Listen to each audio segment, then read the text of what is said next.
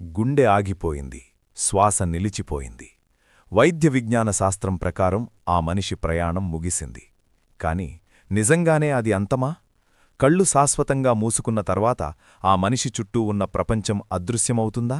లేక ఎవరికీ కనిపించని భయానకమైన మరో కొత్త ప్రపంచం అతనికి అప్పుడే స్వాగతం పలుకుతుందా? మరణమనేది ముగింపా? లేక దేహాన్ని వదిలిపెట్టిన ఒక ఆత్మ చేసే అనంతమైన ప్రయాణానికి ఆరంభమా? వేల సంవత్సరాల క్రితం సాక్షాత్తూ ఆ శ్రీమహావిష్ణువు పక్షిరాజైన గరుత్మంతుడికి చెప్పిన మహారహస్యాల పుట్ట గరుడ పురాణం. మనిషి ప్రాణం గాల్లో కలిసిన ఆ మరుక్షణం ఏం జరుగుతుందో, ఆత్మ చేసే 86,000 ఆమడల చీకటి ప్రయాణం ఎలా ఉంటుందో ఈ గ్రంథం అక్షరాలా కళ్లకు కట్టింది.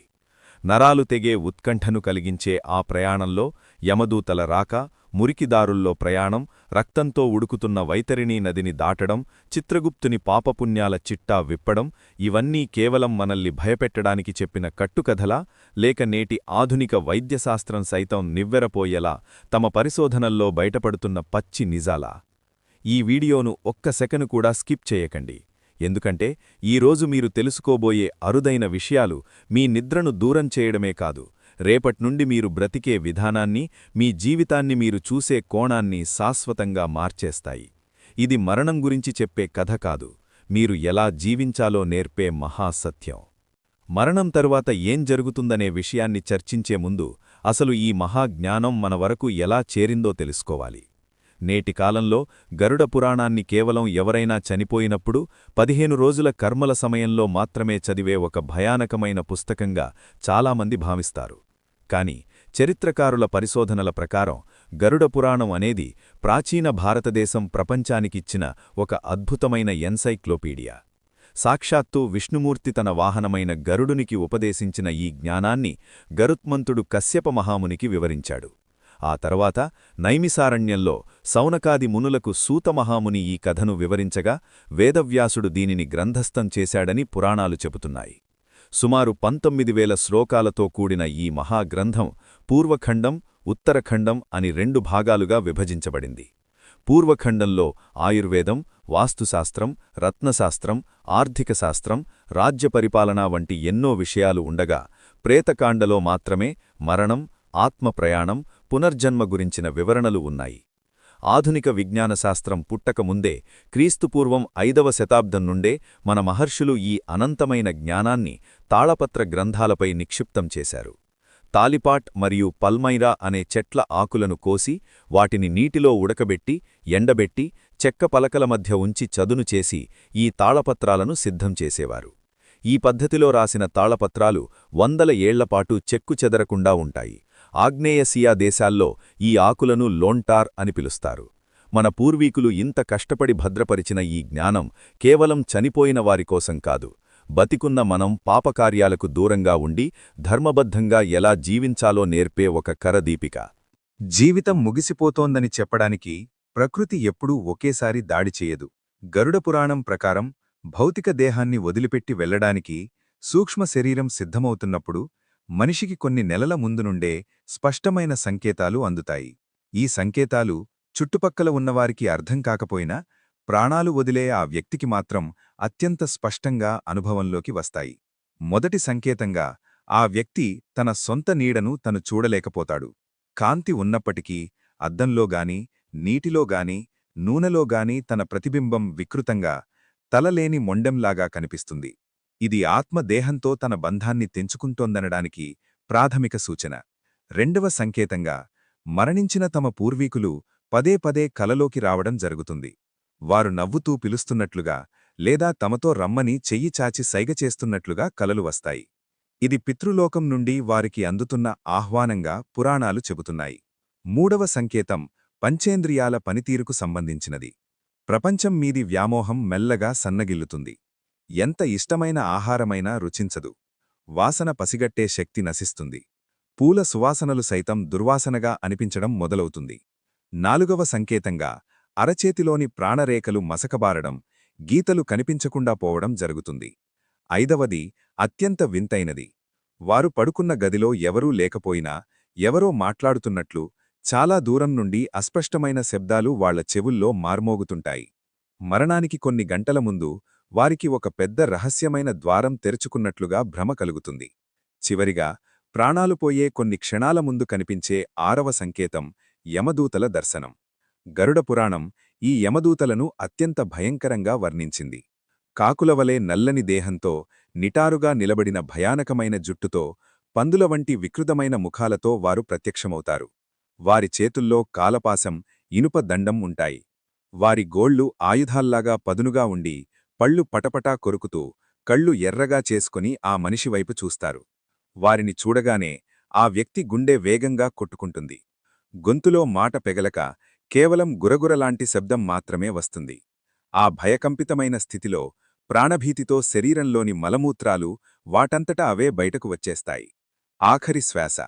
శరీరంలోని రంధ్రాల గుండా ప్రాణం పోయే ప్రక్రియ. మనిషి ప్రాణం శరీరాన్ని వదిలివెళ్లే ఘట్టాన్ని గరుడపురాణం అత్యంత శాస్త్రీయంగా, భయానకంగా వివరించింది. మరణించే క్షణంలో శరీరంలోని 5 ప్రాణవాయువులు ప్రాణ, అపాన, వ్యాన, ఉదాన, సమాన ల సమతుల్యత దెబ్బతింటుంది. ఆ సమయంలో కలిగే బాధ 100 తేళ్లు ఒకేసారి కుట్టినంత వేదనను కలిగిస్తుందని వ్యాసమహర్షి వర్ణించారు. పాపాత్ముల ప్రాణాలు శరీరంలోని కింది ద్వారాల గుండా బలవంతంగా లాగబడతాయి. అదే ధర్మబద్ధంగా జీవించిన పుణ్యాత్ములకైతే ప్రాణం నోరు, కళ్ళు, ముక్కు లేదా బ్రహ్మరంధ్రం, తలపై భాగం గుండా అత్యంత ప్రశాంతంగా వెలుపలికి వస్తుంది. భౌతిక దేహాన్ని వదిలి బయటకు వచ్చే ఈ ఆత్మను గరుడ పురాణం అంగుష్టమాత్ర దేహం అని పిలిచింది. ఈ సూక్ష్మ శరీరం భౌతిక దేహాన్ని విడిచిపెట్టేటప్పుడు హా హా అని ఆర్తనాదాలు చేస్తూ తన దేహాన్నే తను వెనక్కి తిరిగి చూసుకుంటూ బయటకు వస్తుంది. వెంటనే యమదూతలు ఆ సూక్ష్మ శరీరానికి ఒక యాతనా దేహాన్ని తొడిగి మెడకు పాసం బిగించి ఒక నేరస్థుడిని రాజుభటులు లాక్కెళ్లినట్లుగా అత్యంత క్రూరంగా లాక్కెళ్తారు. దారిపొడవునా యమదూతలు ఆ ఆత్మను భయపెడుతూ, ఓయ్ మూర్ఖుడా, నువ్వు సంపాదించిన ఇల్లు, ఆస్తి, బంధువులు అంతా అక్కడే ఉండిపోయారు. ఇప్పుడు నీ పాపకర్మ మాత్రమే నీ వెంట వస్తోంది. త్వరగా నడువు, కుంభీపాకంలాంటి నరకలోకాలు నీకోసం వేచి ఉన్నాయి అని బెదిరించి కొడతారు. యమధర్మరాజు ముందు ప్రవేశపెట్టిన తరువాత ఆ ఆత్మను మళ్లీ దాని భౌతిక శరీరం ఉన్న ఇంటికి, అంటే భూలోకానికి తీసుకువస్తారు. ఇదే సమయంలో భూమిపై ఆ వ్యక్తి ప్రాణాలు పోయే ముందే బంధువులు కొన్ని అత్యవసర ఆచారాలను పూర్తి చేయాల్సి ఉంటుంది. గరుడ పురాణంలోని ప్రేతకాండ ఈ ఆచారాల వెనుక ఉన్న పరమార్థాన్ని నిర్దిష్టమైన శ్లోకాల ద్వారా స్పష్టం చేసింది. ఉదాహరణకు 148వ శ్లోకం ఇలా చెబుతోంది: దంతేసు దాడిమీ బీజాన్ అంగులిశ్చ చంపకం సింధూరం నేత్రకోణేచ తాంబూలాద్యుపహారకం. దీని అర్థం, ప్రాణాలు వదిలిన వ్యక్తి పళ్లపై దానిమ్మ గింజలను, వేళ్లపై చంపక పుష్పాలను ఉంచి, కంటి మూలల్లో సింధూరం పెట్టి తాంబూలాది ఉపహారాలు సమర్పించాలి. ఇదంతా ఆత్మ భౌతిక దేహాన్ని వదిలేటప్పుడు ఒక శాంతిమయమైన వాతావరణాన్ని కల్పించడానికి చేసే పవిత్రమైన ప్రక్రియ. అలాగే 140వ శ్లోకం: నారికేలం శిరస్థానేం తుంబం దద్యాచ్చ తాలుకే పంచరత్నం ముఖే దద్యాత్ జిహ్వయాం కదలీఫలం. తలభాగంలో కొబ్బరికాయను, అంగలి వద్ద సొరకాయను, నోటిలో పంచరత్నాలను, నాలుకపై అరటిపండును ఉంచాలి. ఇది సూక్ష్మ శరీరం పరిపూర్ణతను సంతరించుకొని భౌతిక దేహంపై ఉన్న మమకారాన్ని వదిలికోవడానికి చేసే సంకేతాత్మక ఆచారం. ఈ పనులు చేయడం వల్ల ఆత్మకు తదుపరి ప్రయాణంలో ఎలాంటి ఆటంకాలు ఎదురుకావని గరుడ పురాణం ఘంటాపథంగా చెబుతోంది. ఈ పురాణాలన్నీ చదువుతుంటే ఎవరికైనా ఇదంతా ఒక భ్రమ, చావు తరువాత ఏముంటుంది, అంతా శూన్యమే కదా అనే అనుమానం రావచ్చు. కాని ఆధునిక వైద్యశాస్త్రం ఇటీవల చేసిన కొన్ని అద్భుతమైన పరిశోధనలు ఈ పురాణగాథలకు ముందెన్నడూ లేని విధంగా శాస్త్రీయ ఆధారాలను అందిస్తున్నాయి. సాధారణంగా మనిషి గుండె ఆగిపోయిన నిమిషాల వ్యవధిలోనే మెదడుకు ఆక్సిజన్ సరఫరా నిలిచిపోయి మెదడు శాశ్వతంగా మరణిస్తుందని శాస్త్రం దశాబ్దాలుగా నమ్ముతూ వచ్చింది. కాని 2022లో జరిగిన ఒక ఊహించని సంఘటన ప్రపంచ న్యూరోసైన్స్ వర్గాలను ఉలిక్కిపడేలా చేసింది. కెనడాలోని వ్యాంకూవర్లోని ఆస్పత్రిలో doctor Rahul Vicente, doctor Ajmal జమ్మార్ల బృందం 87 వయసున్న ఒక వ్యక్తికి మూర్ఛవ్యాధి కోసం ఈఈజీ ద్వారా మెదడును స్కాన్ చేస్తున్నారు. ఆ రికార్డింగ్ జరుగుతుండగానే ఊహించని విధంగా ఆ వ్యక్తికి గుండెపోటు వచ్చి ప్రాణాలు విదిలాడు. ప్రపంచ చరిత్రలో మొట్టమొదటిసారిగా మనిషి చనిపోయే ఆఖరి క్షణంలో మెదడులో ఎలాంటి విద్యుత్తరంగాలు ఉత్పత్తి అవుతాయో ఒక యంత్రం పూర్తి స్థాయిలో రికార్డు చేసింది. డాక్టర్లు ఆ 15 నిమిషాల బ్రెయిన్ స్కాన్ రిపోర్టు చూసి నివ్వెరపోయారు. గుండె కొట్టుకోవడం ఆగిపోవడానికి 30 సెకండ్ల ముందు మరియు గుండె పూర్తిగా ఆగిపోయిన 30 సెకండ్ల తర్వాత, అనగా మనిషి చనిపోయాడు అని డాక్టర్లు డిక్లేర్ చేసిన తర్వాత కూడా ఆ వ్యక్తి మెదడులో అత్యంత శక్తివంతమైన గామా కిరణాలు ఎగసిపడ్డాయి. ముఖ్యంగా 25 నుండి 55 హెడ్స్ గామా-1 మరియు 80 నుండి 150 హెడ్స్ గామా-2 ఫ్రీక్వెన్సీలలో మెదడు కణాలు ఒకదానితో ఒకటి అత్యంత వేగంగా సంభాషించుకోవడం రికార్డయింది. ఈ గామా కిరణాలు ఎప్పుడు వస్తాయో తెలుసా? మనిషి అత్యంత గాఢమైన నిద్రలో కలలు కంటున్నప్పుడు, లేదా తన జీవితంలోని అత్యంత ముఖ్యమైన జ్ఞాపకాలను స్పష్టంగా గుర్తు చేసుకుంటున్నప్పుడు మాత్రమే ఇలాంటి కిరణాలు ఉత్పత్తి అవుతాయి. దీని అర్థమేమిటంటే, మరణించే ఆ ఆఖరి క్షణాల్లో గుండె ఆడిపోయిన తరువాత కూడా మెదడులోని మెమరీ సెంటర్ యాక్టివ్గా మారి, ఆ మనిషి తన కళ్ల ముందు తన జీవితకాలపు జ్ఞాపకాలను, తాను చేసిన మంచి చెడు పనులను ఒక సినిమా రీల్లాగా సెకండ్ల వ్యవధిలో చూసుకుంటాడు. సైన్స్ దీన్ని లైఫ్ రివ్యూ అని పిలుస్తోంది. మనిషి ప్రాణాలు వదిలిన వెంటనే ఆత్మ నేరుగా స్వర్గానికో లేదా నరకానికో పయనించదు. దేహాన్ని వదిలిన ఆత్మ అప్పటికప్పుడు కేవలం గాలి రూపంలో ఫామ్ లైక్ ఎయిర్, వాయుజ దేహం ఉంటుంది. ఈ స్థితినే గరుడ పురాణం ప్రేత అవస్థ అని పిలుస్తోంది. దెయ్యాలు వేరు, ప్రేతాత్మలు వేరు. ప్రతి మనిషి చనిపోయిన వెంటనే ప్రేత అవస్థలోకి వెళ్లాల్సిందే. ఆ సమయంలో ఆత్మకు తీవ్రమైన ఆకలి, దప్పిక ఉంటాయి. కాని వాటిని తీర్చుకోవడానికి భౌతిక శరీరం ఉండదు. తనను చూసి ఏడుస్తున్న భార్యాపిల్లలను, బంధువులను చూసి ఆ ఆత్మ తీవ్రమైన మమకారంతో మళ్లీ ఆ శరీరంలోకి ప్రవేశించడానికి ఎన్నోసార్లు ప్రయత్నిస్తుంది. కాని దేహాన్ని ఆవరించి ఉన్న దర్భగడ్డి, మంత్రోచ్చారణలు ఆ ఆత్మను లోపలికి రానివ్వవు. గరుడ పురాణం 15వ అధ్యాయం శ్లోకం 58లో ఒక కఠోరమైన సత్యాన్ని చెప్పారు. శవం ముందు బంధువులు అతిగా ఏడవకూడదు. వారు విలపిస్తూ కార్చే కన్నీరు, వారి ముక్కు లేదా నోటి నుండి వచ్చే కఫం ఆ ప్రేతాత్మను బలవంతంగా తినేలా చేస్తాయి. అందుకే మరణించిన ఇంటిలో ప్రశాంతంగా, శబ్దం చెయ్యకుండా ఓం నమో నారాయణాయ లేదా ఓం నమఃశివాయ అని మనసులోనే జపించడం వల్ల ఆత్మకు తక్షణ శాంతి దొరుకుతుందని శాస్త్రాలు ఘోషిస్తున్నాయి. అంత్యక్రియల సమయంలో ప్రతి ఆచారానికి ఒక లోతైన అర్థముంది. శరీరాన్ని దర్భగడ్డి మీదనే ఉంచాలి. కింద ఆవుపేడతో అలికిన నేలమీదే పడుకోబెట్టాలి. దర్భగడ్డికి పాపాలు హరించే శక్తి ఉంటుందని పురాణం చెబుతోంది. అన్నింటికంటే ముఖ్యమైనది తలకొరివి, దహన సంస్కారం సమయంలో చేసే కపాలమోక్షం. చితి మండుతున్నప్పుడు మరణించిన వ్యక్తి తల, పుర్రె పై కర్రతో 3 సార్లు కొట్టి పగలగొడతారు.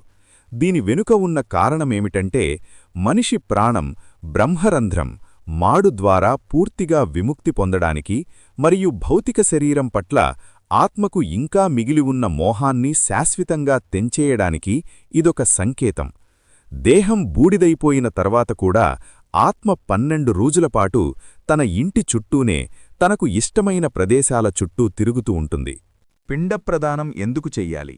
శరీరం కాలిపోయిన తరువాత వాయురూపంలో ఉన్న ఆత్మకు ఒక ఆకారమివ్వడానికి చేసేదే ఈ పిండప్రదానం. ప్రతిరోజూ బియ్యం లేదా నువ్వులతో చేసిన పిండాలను బంధువులు దానం చేయడం వల్ల ఆత్మకు క్రమంగా ఒక సూక్ష్మ దేహం ఏర్పడుతుంది. మొదటి రోజు పెట్టే పిండం వల్ల తలకాయ, రెండవ రోజు కళ్ళు, ముక్కు, చెవులు, మూడవ రోజు మెడ, భుజాలు, గుండె, నాల్గవ రోజు నాభి, ఉదరం, ఇలా 10వ రోజు నాటికి ఆ ఆత్మకు పూర్తి ఆకారం వస్తుంది. 6వ రోజున అస్థికలు అంటే ఎముకలను సేకరించి నదుల్లో కలుపుతారు. 11వ మరియు 12వ రోజు ఆత్మకు విపరీతమైన ఆకలి పుడుతుంది. ఆ సమయంలో బంధువులు పెట్టే ఆహారాన్ని కడుపు నిండా స్వీకరిస్తుంది. ఒకవేళ ఆధునిక కాలంలో తీరిక లేదనో, మూఢనమ్మకం అనో ఈ పిండప్రదానం చెయ్యకపోతే ఏమవుతుంది? ఆ ఆత్మకు ఆకారం రాదు, ఆకలితో అల్లాడిపోతూ అంతరిక్షంలో నిస్సహాయంగా, భయంతో విలపిస్తూ అనంతకాలంపాటు గాలిలోనే ఉండిపోతుంది. సరిగ్గా 13వ రోజున అంటే సపిండీకరణ, ఆత్మ భౌతిక బంధాలను పూర్తిగా వదిలేస్తుంది. అప్పుడు యమదూతలు మళ్లీ వచ్చి ఆ ఆత్మ మెడకు పాశం కట్టి యమలోక ప్రయాణాన్ని ప్రారంభిస్తారు. 13వ రోజున మొదలయ్యే ఈ ప్రయాణం సామాన్యమైనది కాదు. గరుడ పురాణం ప్రకారం భూమికి యమలోకానికి మధ్య ఉన్న దూరం అక్షరాల 86,000 యోజనాలు, అంటే సుమారు 10,32,000 కిలోమీటర్లు. భూమికి చంద్రుడికి మధ్య ఉన్న దూరం కేవలం 3,84,000 కిలోమీటర్లు మాత్రమే, అంటే యమలోకం ఎంత దూరంలో ఉందో ఊహించండి. ఈ దూరాన్ని దాటడానికి ఆత్మకు 348 రోజులు, అంటే దాదాపు 1 సంవత్సరం పడుతుంది. ఆత్మ ప్రతిరోజూ 200 యోజనాల వేగంతో పరుగు తీయాల్సిందే. ఈ సుదీర్ఘ ప్రయాణంలో ఆత్మ విశ్రాంతి తీసుకోవడానికి ఎలాంటి చెట్ల నీడా ఉండదు, దాహం వేస్తే తాగడానికి చుక్క నీరు దొరకదు. 12 సూర్యులు ఒకేసారి ఉదయించినంత వేడి, అంటే ప్రళయకాలంలాగా మండిపోతున్న ఎండ, మధ్యలో గడ్డకట్టే మంచు తుఫానులు, ముళ్లదారులు, కాలుతున్న ఇసుక, వీటన్నింటి గుండా యమదూటలు ఆ ఆత్మను కొరడాలతో కొట్టుకుంటూ నిర్దాక్షిణ్యంగా లాక్కెళతారు. దారిలో అడవి జంతువులు, సింహాలు, పులులు, కుక్కలు ఆ ఆత్మను కరుస్తుంటాయి.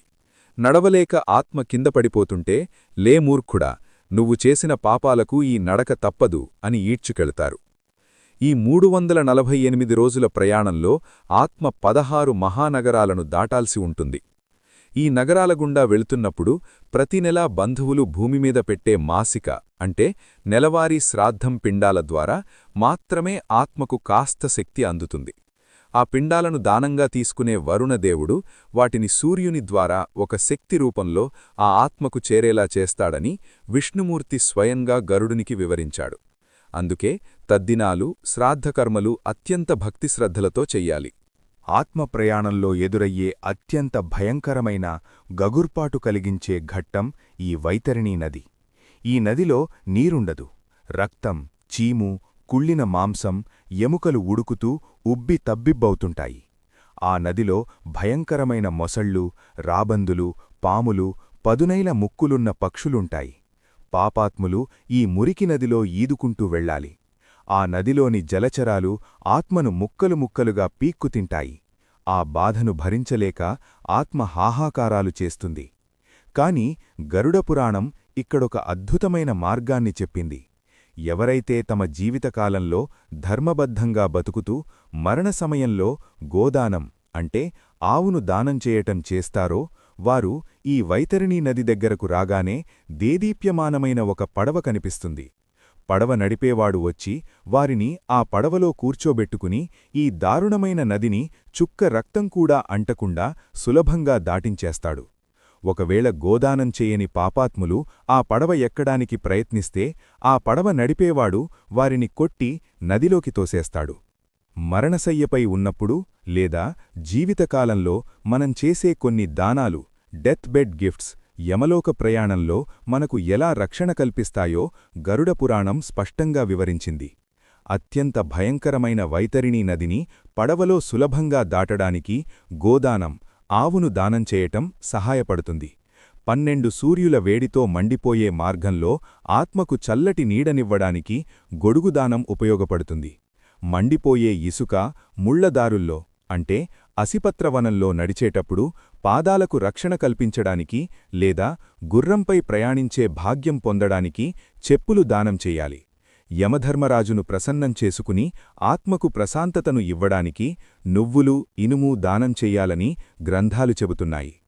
చల్లటి మంచు నగరాల, అంటే సీతాధ్యగుండా వెళ్లేటప్పుడు వెచ్చదనాన్ని, నరకంలోకి వెళ్లకుండా రక్షణను పొందడానికి బట్టలు, పరుపు దానం చెయ్యాలి.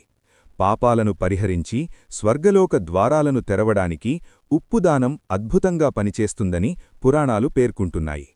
మనము చేసే దానధర్మాలే మనకు అంతిమ ప్రయాణంలో పాథేయంగా, అంటే దారిభత్యంగా వస్తాయి అని శ్రీకృష్ణుడు భగవద్గీతలో చెప్పిన మాటకు ఇవే ప్రత్యక్ష నిదర్శనాలు. సజీవంగా, ఆరోగ్యంగా ఉన్నప్పుడు చేసే దానానికి 1000 రెట్లు పుణ్యం వస్తే, చనిపోయే ముందు కొడుకులు చేసే దానానికి 100 రెట్లు మాత్రమే పుణ్యం వస్తుంది. కాబట్టి బ్రతికున్నప్పుడే చేతులతో దానధర్మాలు చేయటం ఎంత ముఖ్యమో పురాణం నొక్కి చెబుతోంది. 348 రోజుల ప్రయాణం తర్వాత ఆత్మ ఎట్టకేలకు యమలోకానికి చేరుకుంటుంది. అది చీకటి నగరమైనా ధర్మానికి పీఠం. అక్కడ ఆత్మ పాపపుణ్యాల లెక్కలు ఖచ్చితంగా తేల్చే చిత్రగుప్తుడుంటాడు. ఆయన దగ్గర అగ్రసంధాని అనే ఒక బ్రహ్మాండమైన గ్రంథముంటుంది. మనిషి తన జీవితకాలంలో ఎవరూ చూడట్లేదు కదా అని రహస్యంగా చేసిన ప్రతి పాపం, మోసం, కుట్ర, కనీసం మనసులో అనుకున్న చెడు ఆలోచన కూడా ఆ గ్రంథంలో అక్షరాలా రికార్డై ఉంటాయి.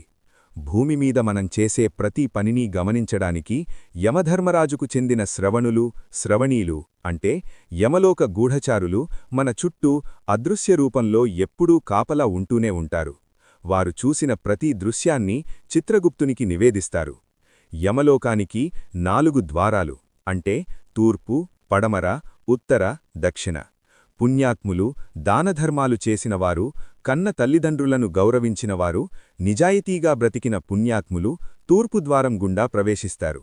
అప్పుడు యమధర్మరాజు చిరునవ్వుతో అత్యంత గౌరవంగా ఆహ్వానిస్తాడు.